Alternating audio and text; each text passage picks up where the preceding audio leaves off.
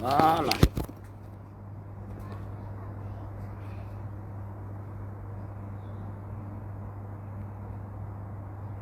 C'est un bon petit live.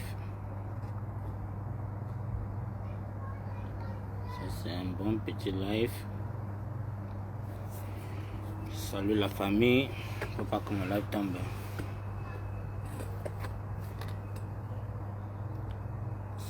Salut, partagez-moi ce live.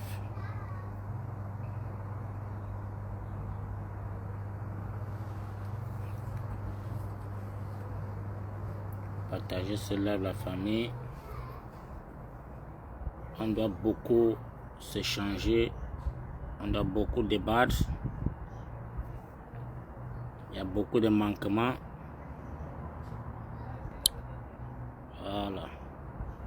Salut les frères, salut. Salut à vous. Que ceux qui sont connectés, partagez ce live, partagez parce que je peux partager mon live. C'est le frère Foko Roger. Partagez le live, la famille. L'heure est grave. Je mets encore le pancart, vous voyez. Ça, c'est un pancart d'annonce parce que nous devons tous ensemble en diaspora réfléchir sur le sort de nos élections qui vont se dérouler en 2025. Et jusqu'à présent, la diaspora n'est pas encore inscrite sur les listes électorales. La diaspora ne connaît même pas où se trouvent les bureaux de l'ECAM. Pardon, ne m'appelez pas, pardon, ne me gâtez pas le live. J'espère que le volume est bon, la famille. Ne me gâtez pas le live. Ne me gâtez pas le live. Donc, j'ai fait ce live aujourd'hui. J'ai fait ce live vraiment pour beaucoup m'indigner. Qu'est-ce qui ne va pas en diaspora? Pourquoi le gouvernement camerounais a-t-il peur des inscriptions sur les listes électorales en diaspora? Pourquoi est-ce que ça les fait mal? Pourquoi est-ce qu'il y a ce retard? Donc, la famille, et je vois, il y a beaucoup de distractions au sein de notre combat. Il y a beaucoup de distractions. Donc, on est en train de perdre le temps pour répondre aux questions qui ne doivent pas avoir lieu à longueur de journée. Puisque pour moi, mes analyses, c'est que je me dis que le gouvernement camerounais s'est rendu compte que en faisant sortir les Camerounais en diaspora, en faisant partir les Camerounais sur les territoires, c'est qu'ils se disent que nous, ils se libèrent des charges. Or, sans savoir que, comme le Camerounais part dehors, là, c'est pour s'éveiller. Et quand le Camerounais arrive dehors, il voit que non, il y a de mieux dehors que son pays. Donc, il y a beaucoup d'avantages que beaucoup d'avantages qu'il obtient à l'étranger par rapport à son pays. Parce que ce n'est pas normal qu'aujourd'hui, on voit nos frères et sœurs qui meurent à longueur de journée par manque de soins médicaux. C'est qu'en nos jours au 21e siècle, ce n'est pas normal. Hein? Les soins médicaux, la santé, elle doit être primordiale. La santé, les scolarités, tout. La ration alimentaire doit être le truc de Pays-Bas pour chaque pays.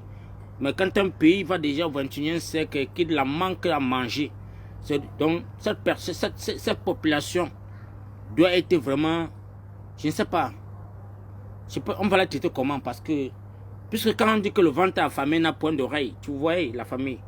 Donc il y a beaucoup de manquements dans notre continent. Et comme la diaspora est si peuplée dehors, le gouvernement camerounais sait que non, si vraiment on ouvre les listes électorales dehors, ils seront perdants. Parce que si tous les Camerounais qui sont en exil, parce que tous les Camerounais qui sont dehors ne sont pas la bienvenue pour les beaux yeux des Camerounais. Ils sont sortis parce qu'ils avaient des manquements dans les pays. Tout le monde a pris la route du désert, c'est pas parce qu'ils avaient besoin d'aller au désert. Tout le monde a pris la Méditerranée, c'est pas parce qu'ils avaient vraiment besoin d'aller traverser sur l'océan pour se retrouver du côté de l'Europe. C'est parce que chez eux, ils n'en ont pas de quoi travailler. Il n'y a même pas d'emploi. Il n'y a pas d'emploi au Cameroun.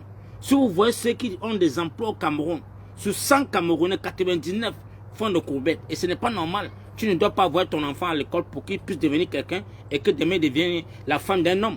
Ce n'est pas gentil, ce n'est pas normal, les gars. Ça fait mal. Hein? Il y en a beaucoup de Camerounais qui sont morts dans la traversée du désert. Beaucoup sont morts dans la Méditerranée. Mais le gouvernement camerounais, ça les laisse à 37. Pour eux, c'est un bon débarras de se débarrasser des Camerounais. Ce n'est pas normal la famille. Donc nous devions tout faire ensemble pour voir qu'est-ce qui ne va pas, qu'est-ce qui n'a pas marché pour que les Camerounais ne puissent pas ouvrir les portes pour que les Camerounais s'enrichissent. On n'a pas besoin de sortir les décrets pour nous donner des injonctions que non, vous devez avoir des résidences à l'étranger pour qu'on vous fasse enregistrer. Non, ce n'est pas normal. Si les Camerounais se retrouvent en étranger, ce n'est pas parce qu'ils voudraient être en étranger, c'est parce que les conditions du pays n'ont pas marché. Les conditions du Cameroun n'ont pas pu leur donner la chance d'exercer dans ce pays. C'est le pourquoi ils sont en exil. Il y a beaucoup qui n'ont pas de papiers.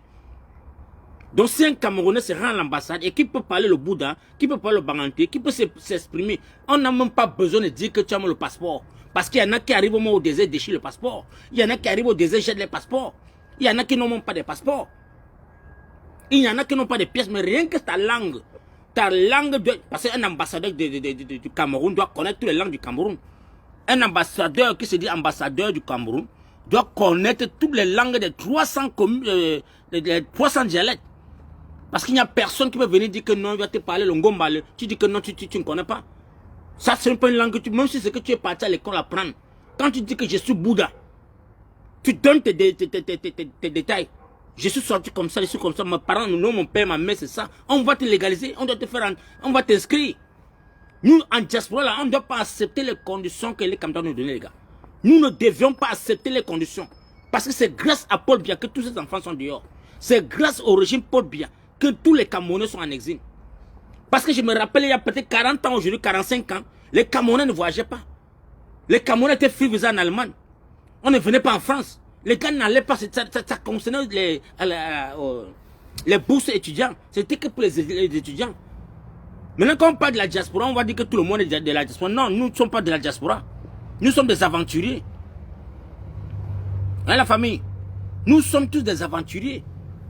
Tout le monde a besoin. Parce que si on veut compter ceux qui ont les bourses pour voyager pour l'Europe, ils sont minoritaires. Ils sont minoritaires.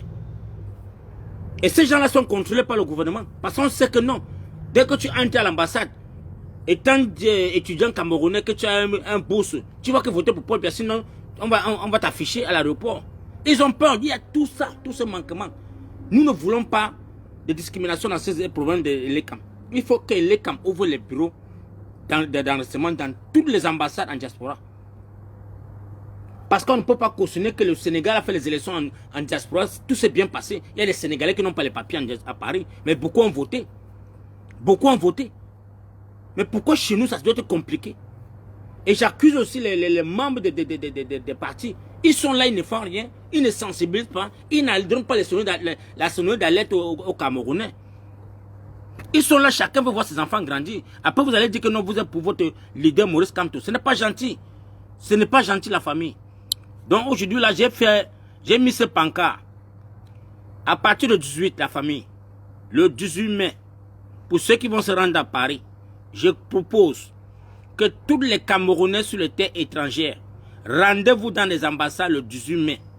Si c'est que vous pouvez partir le 17, parce que moi, je préfère partir un journée ouvrable. Moi, je préfère une journée ouvrable pour tous les Camerounais qui seront de côté de l'Angleterre. Je vous invite. Venez-en me retrouver à l'ambassade du Cameroun le 17 mai. Le 17 mai. Pour qu'ensemble, nous puissions demander quand est-ce que l'ECAM va ouvrir ces bureaux en diaspora. Ça, c'est de notre devoir. On ne peut pas dire qu'on va léguer l'héritage de Bimbo dans nos enfants. On ne peut pas accepter ça. Ça, ce n'est pas l'héritage qu'on doit donner à nos enfants, la famille. On doit tout faire.